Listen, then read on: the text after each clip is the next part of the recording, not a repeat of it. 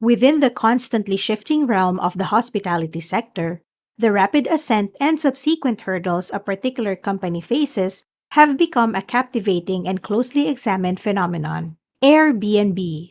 Launched in 2008, Airbnb quickly became a household name, revolutionizing how people travel and find accommodations.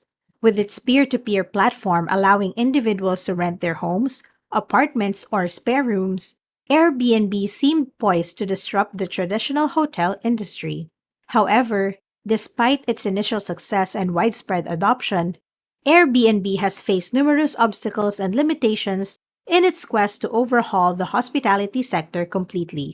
For today's video, we will talk about the intriguing question of why Airbnb, despite its initial promise and success, struggled to disrupt the hotel industry entirely. But before we embark on this exploration, smash that subscribe button and ring the notification bell. By doing so, you'll stay in the loop and never miss out on our latest insights and stories. The hotel industry has four classifications: the economy, mid-range, high-end, and premium.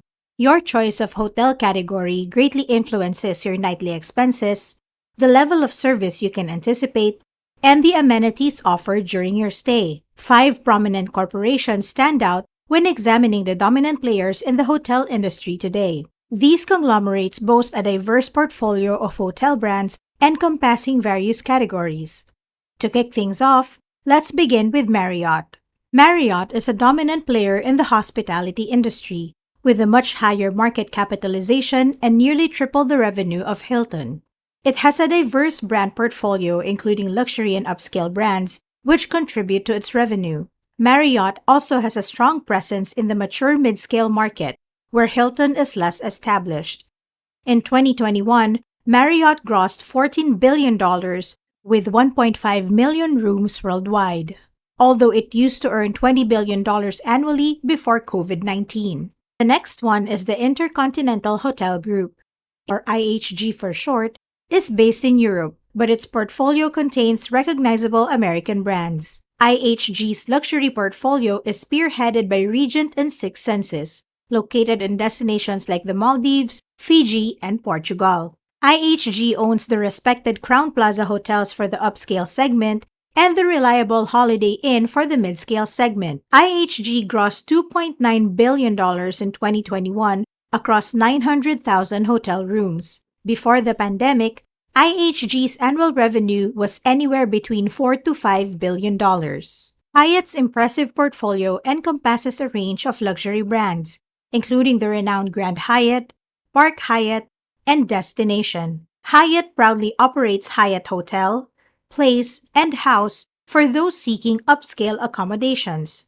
In the fiscal year 2021, Hyatt reported a substantial gross revenue of $3 billion, placing it on equal footing with IHG and accounting for half of Hilton's earnings. Hyatt has carved a niche in catering primarily to business travelers, and the company's financial performance stands as a testament to its success in this segment. Hyatt's global footprint comprises fewer than 300,000 hotel rooms, ranking it third in scale compared to IHG, third in hierarchy compared to Hilton, and fifth in scale compared to Marriott. However, the fact that Hyatt generated $3 billion in revenue with such a modest room count highlights its remarkable success in capturing the upscale business travel market. Prior to the COVID-19 pandemic, Hyatt consistently grossed between $4 to $5 billion annually, underscoring its strong performance in the hospitality industry. With the rise of Airbnb in the early 2010s, hotel executives have faced consistent questions about the competition. Their response has remained steady. The hotel industry faces a significant barrier to growth due to the high costs associated with building new hotels. On average, it takes 2 to 3 years and around $30 to $130 million in upfront expenses, not including land costs, making it challenging to expand market share. Airbnb's core innovation enables anyone to easily list and earn money from their rooms, apartments, or houses on their website.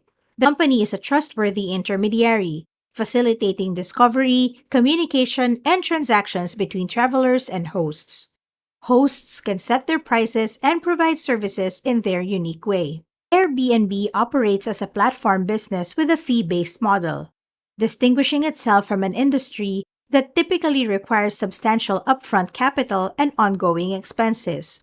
This approach has allowed Airbnb to achieve impressive scalability. In 2021, Airbnb boasted 6 million active listings, surpassing the combined room count of major hotel chains like Marriott and Hilton, which have 2.5 million rooms.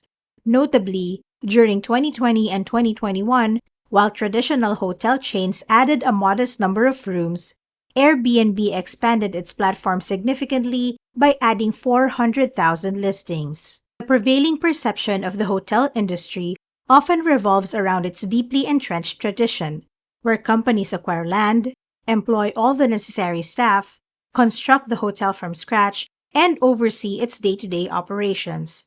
Iconic pioneers such as Conrad Hilton, John Marriott, and Hyatt Robert Von Den epitomize this hands-on approach, personally owning, managing, and spearheading the construction of every hotel bearing their respective names. These industry titans initiated their endeavors during the pivotal period spanning from the 1920s to the 1950s. The conventional proprietor-managed hotel business approach offers certain benefits, such as direct revenue advantages and the possibility of property value appreciation. Nevertheless, it also carries disadvantages such as substantial capital demands, gradual expansion, significant operational hazards, and restricted cash returns. Despite the considerable asset value on their balance sheets, which includes land and structures, hotels frequently need help with cash flow issues to meet their everyday expenditures, often requiring many years to recoup their initial investments. With the support of financially secure backers, a company operating within the asset-heavy, owner-operated model is protected from the potential threat of bankruptcy, which the underperformance of just one hotel can trigger. Before the COVID-19 pandemic, Hyatt and Marriott had successfully achieved economies of scale, boasting healthy gross margins exceeding 20%. While not performing as strongly, Hilton maintained a positive gross margin of 7% for the hotels it oversaw. However, in the aftermath of the pandemic, these hotel industry giants struggled to regain their economies of scale and faced challenges sustaining guest bookings. As a result, the gross margins for the hotels they directly manage suffered significant declines, plummeting to 8% for Marriott and falling into negative territory at negative 14% for Hilton. In the owner-operated model, one of the primary strategies available to mitigate losses is the reduction of variable costs. However, merely reducing variable costs by cutting employee hours, eliminating non-essential staff, and closing down amenities falls short of preserving profit margins, especially when faced with substantial fixed costs inherent in the conventional owner-operated hotel model. One prevalent misconception today is attributing the platform business model in the hotel industry solely to Airbnb. In truth, the hotel industry behemoths had already embraced the asset-light, fee-driven approach for several decades, well ahead of Airbnb's emergence. The platform-based business model isn't a recent innovation, but a time-tested and successful strategy that has allowed the hotel sector to expand its present prominence. This approach has facilitated greater profitability, accelerated growth, and reduced capital investment and operational risks. Hilton manages fewer than 2% of its hotel rooms directly, while Marriott handles only 1% in-house. On the other hand, Hyatt takes care of ownership and operations for 5% of its hotel rooms. In Hilton's case, their revenue from franchise fees surpasses their earnings from gross bookings at the hotels they own and operate by a factor of 3. Marriott generates double the revenue from franchise fees compared to what they earn from hotels under their direct ownership and operation. While there's considerable chatter about Airbnb's disruptive impact and its platform-based business model, it may not be the revolutionary force that the media and academe often present as. The hotel industry as a whole had been shifting from being asset-heavy operators to adopting asset-light, fee-based platform models for several decades prior to Airbnb's emergence.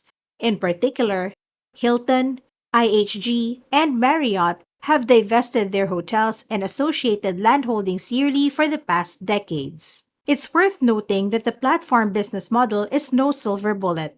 While Airbnb continues to outperform the hotel industry in terms of scale and listings, the challenge the tech startup is grappling with now is that quantity is not quality. Airbnb's challenge now is to maintain its growth while ensuring the quality and consistency of its listings and services.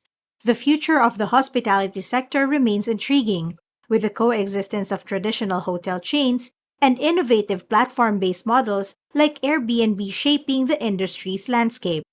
So the question of Airbnb's ultimate disruption remains open-ended, with the ongoing developments and changes in the sector keeping us all engaged and intrigued. Well, we hope you found our exploration of Airbnb's impact and the hotel sector's transformation informative and thought-provoking. Let us know in the comments below if you have any more questions or topics that you'd like us to delve into. Don't forget to like, subscribe, and hit that notification bell to stay updated with our latest insights and stories.